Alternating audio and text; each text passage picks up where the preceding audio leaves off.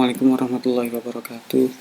A'udzubillahi minasyaitonir rajim. Bismillah, alhamdulillah, wassalatu wassalamu ala rasulillah wa ala alihi washabihi wa ala. Anak-anakku sekalian kelas 6 yang saya cintai, pada kesempatan kali ini kita akan belajar tentang rukun iman yang ke-6, yaitu tentang qada dan qadar.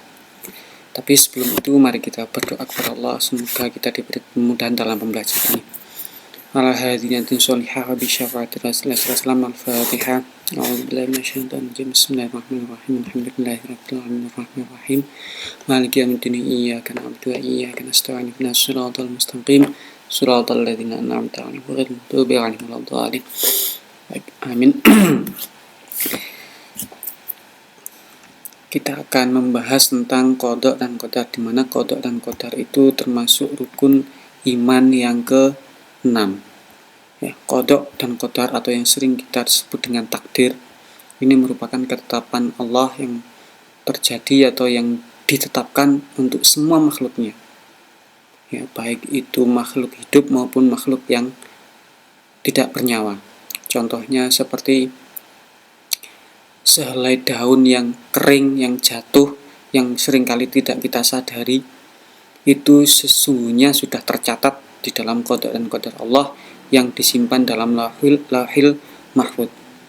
Jadi daun kering yang jatuh, yang sering kita abaikan, kemudian angin yang menerpa kita, tetes air hujan satu tetes yang turun sampai ke bumi, itu sudah ada catatannya, jam berapa, lokasinya di mana. Itu sudah ada catatannya dalam lauhil mahfuz. Nah, inilah dinamakan takdir atau qada dan qadar. Ataupun yang sering kali kita rasakan qada dan qadar itu, ya mungkin ada ketetapan yang menyenangkan, seperti tiba-tiba orang tua memberikan kita uang, membelikan kita mainan, membelikan kita pulsa, membelikan kita HP. Itu semua sudah ada tercatat dalam lauhil mahfuz sebenarnya, yang menyenangkan atau yang menyedihkan. Misalnya kita sakit atau ditinggal orang yang misalnya meninggal oleh orang yang kita cintai dan keluarga, teman dan lain sebagainya, atau musibah seperti bencana alam dan lain sebagainya. Itu semua sudah ditetapkan oleh Allah Subhanahu wa taala. Jadi tidak ada satupun yang mampu memberikan manfaat dan kesenangan kepada kita ya, jika Allah tidak menghendaki. Kita sudah dijanji oleh teman, nanti kamu akan saya belikan ini, hari ini tanggal ini saya akan belikan kamu jajan misalnya. Tapi itu hanya rencana. Adapun pelaksanaannya nanti itu tergantung dari ketetapan Allah Subhanahu wa taala. Jika Allah menghendaki terjadi, maka ya terjadi. Apa yang dijanjikan teman kita sampailah kepada kita, misalnya dibelikan makanan atau jajan sebagainya. Tapi jika Allah menghendaki lain, ya mungkin saja ketika waktunya janji itu tiba, ternyata teman kita sakit, atau ternyata teman kita tidak punya uang. Kita tidak pernah tahu, hanya Allah yang tahu. Itu semua adalah ketetapan dari Allah Subhanahu wa taala. Ya, jadi meskipun teman kita berkehendak menyenangkan kita, membelikan kita mainan, membelikan kita mentraktir kita makanan, itu kan kehendak dia untuk menyenangkan kita. Tapi jika Allah tidak menghendaki, ya tidak akan terjadi. Dan juga sebaliknya, tidak akan ada apapun yang membahayakan diri kita atau tidak menyenangkan kepada diri kita, kecuali Allah juga menghendaki. Ada orang yang dengki dengan kita, misalnya ingin menyakiti kita. Kalau Allah tidak menghendaki, ya tidak akan pernah terjadi. Oleh karena itu kita patut selalu berdoa dan berpasrah kepada Allah Subhanahu wa taala. Dan kita juga harus ridho dan ikhlas ketika mendapatkan takdir yang tidak menyenangkan. Karena baik takdir itu menyenangkan atau tidak menyenangkan, itu semua adalah cobaan saja dari Allah, ujian saja. Hanya semacam ulangan harian saja. Tergantung kita menghadapinya.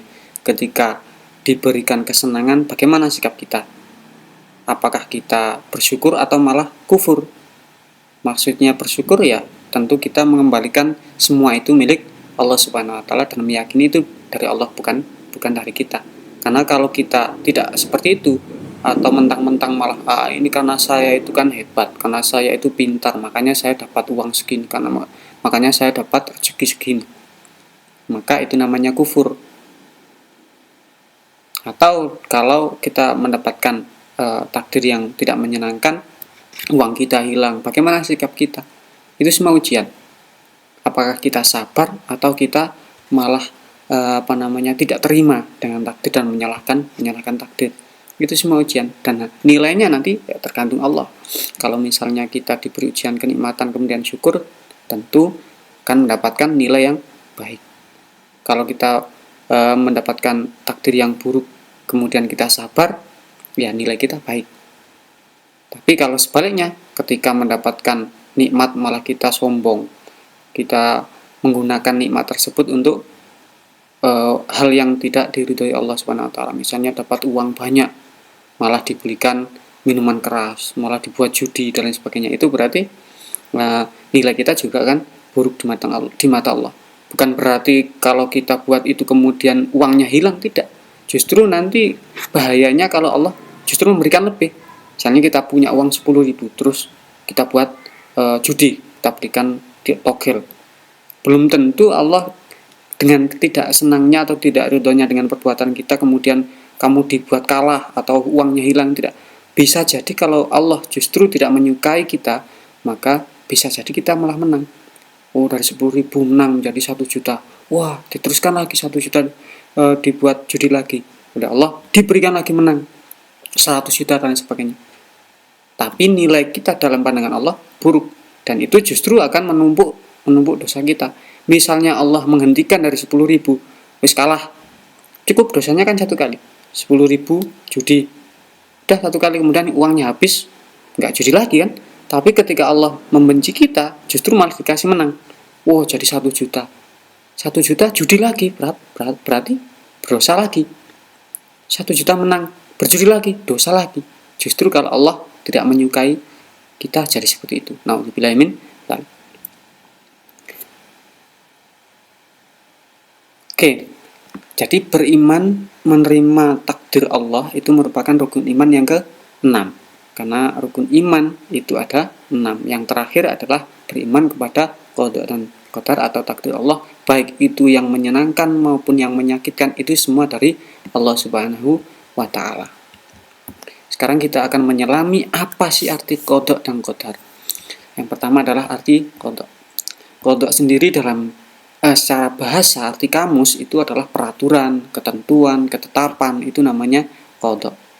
Sedangkan secara istilah itu adalah berarti ketetapan yang Allah tetapkan kepada hamba-hambanya maupun makhluknya apapun, bagi yang hidup maupun yang tidak hidup, sejak zaman azali. Nah, ini menarik. Apa itu zaman azali? Zaman azali adalah zaman di mana Allah belum menciptakan satupun makhluknya. Jadi hanya ada Allah Subhanahu wa taala. Nah, sejak itu Allah sudah menentukan, menetapkan. Misalnya kalau manusia kapan dilahirkan, tanggal berapa, dikasih nama apa, kemudian pada usia sekian mendapatkan sakit, usia sekian mendapatkan rezeki, usia sekian mendapatkan pekerjaan, usia sekian meninggal dunia, itu sudah ditetapkan, padahal kita belum ada. Bukan hanya kita, semua makhluknya belum ada. Itu di zaman azal, itu adalah qada. Jadi ketentuan Allah yang sudah ditetapkan. Contohnya, ini ada penjelasannya dalam Al-Quran. Allah menjelaskan di dalam surat Al-Hadid ayat 22, tiada suatu bencana pun yang menimpa di bumi ini, dan tidak pula pada dirimu sendiri kita ya, melainkan telah tertulis dalam kitab Lauhul Mahfudz sebelum kami menciptakannya. Sebelum kita diciptakan, nasib kita itu sudah ditentukan oleh Allah Subhanahu wa taala. Sungguhnya yang demikian itu adalah mudah bagi Allah. Ya, Allah kan Maha Pencipta. Ya, misal kita analogikan saja. Misalnya kita membuat mainan. Kita menciptakan sebuah mainan. Nah, sebelum kita menciptakan mainan itu kita sudah punya gambaran. Oh, mainan ini saya mau apakan. Oh, nanti misalnya saya mau buat mainan mobil-mobilan. Oh, ini mainannya belum ada, tapi kita sudah memiliki tetapan untuk mainan tersebut. Saya kasih roda 4. Oh, nanti saya kasih warna merah misalnya. Kan belum ada mainannya, tapi kita sudah memberikan ketetapan terhadap mainan yang akan kita buat. Kita manusia saja bisa seperti itu, apalagi Allah pasti sangat mudah bagi Allah untuk membuat ketetapan bagi makhluknya meskipun belum diciptakan. Nah, contohnya kodok itu ya matahari terbit dari timur itu sudah kodok dari Allah Subhanahu wa taala. Enggak ada satupun makhluknya yang bisa membuat matahari terbit dari utara, dari selatan, dari barat, tidak ada. Hanya Allah yang mampu. Kemudian yang kedua kematian. Nah, mati pasti datang kepada semua makhluk hidup yang bernyawa, mulai dari manusia, hewan, ya, setan, iblis, malaikat. Semuanya akan meninggal dunia. Semuanya akan mati. Dan itu sudah ketetapan Allah. Tidak ada yang mampu menolak. Tidak ada yang mampu menolak.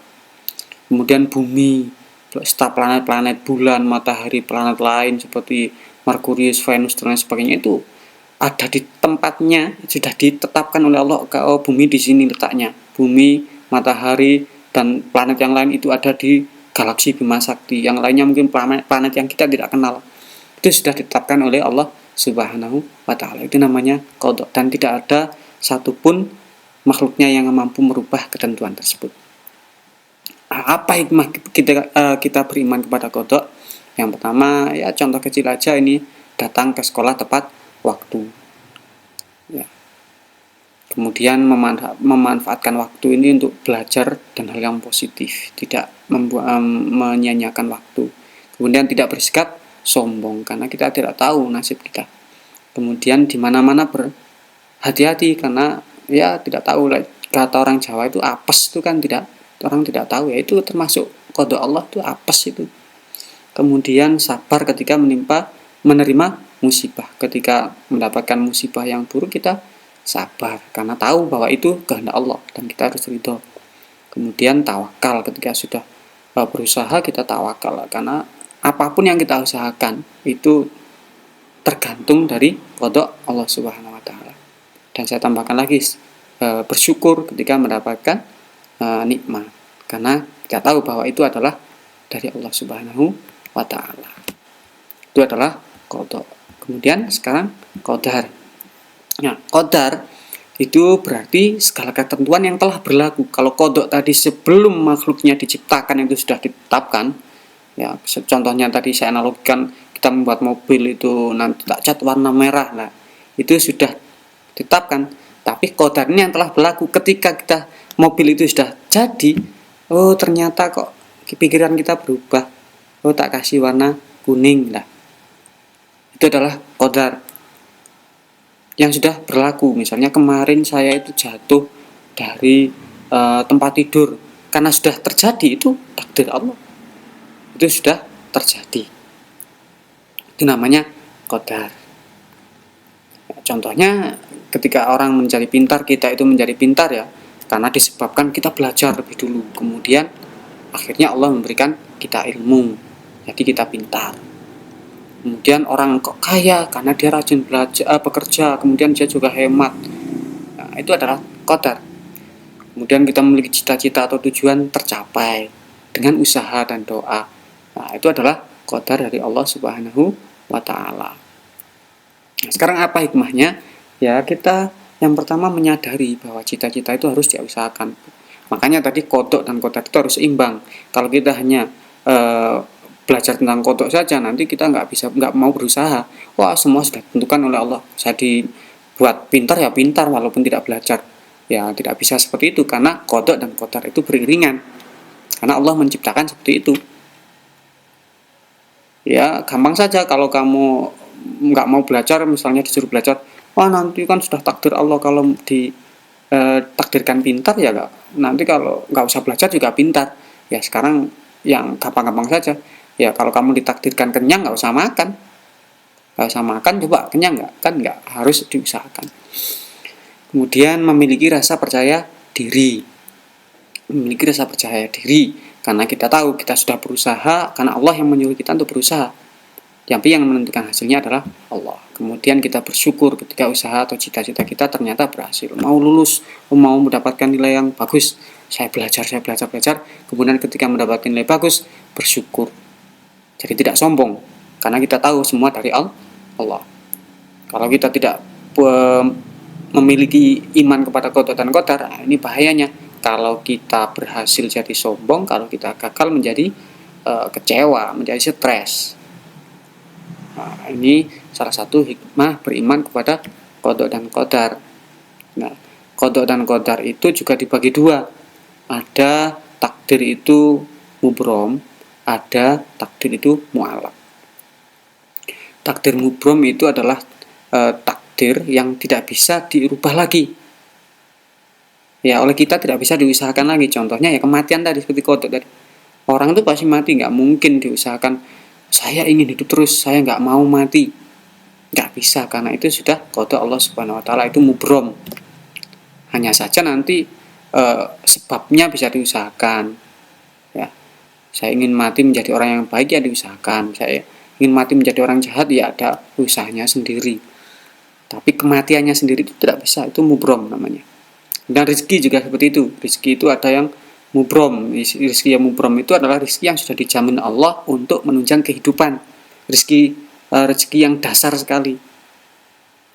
Misalnya kita ditakdir Allah di dalam qadanya itu ditentukan 60 tahun kita hidup, ya 60 tahun itu ditanggung oleh Allah rezeki kita untuk hidup, bukan untuk yang lainnya, bukan untuk bonus. Misalnya ingin beli HP, ingin beli mainan, ingin beli pakaian, itu bonus. Tapi hanya untuk hidup saja, itu sudah dijamin oleh Allah Subhanahu wa taala. Kemudian yang kedua ada takdir mu'allaq atau bergantung pada usaha kita. Ya, oleh Allah usaha kita berusaha, kita berdoa, oleh Allah diizinkan, ya itu akan takdirnya akan baik misalnya. Nah, itu adalah takdir mu'allaq, tergantung usaha kita. Mau kaya, ya bekerja, hemat. Mau pintar, ya belajar. Itu adalah takdir mu'allaq. Nah, mungkin itu sedikit saja singkat dari saya. Kalau ada pertanyaan silahkan di chat di WA, ya, atau lewat di Classroom, silahkan. Demikian, ada kurang lebihnya mohon maaf.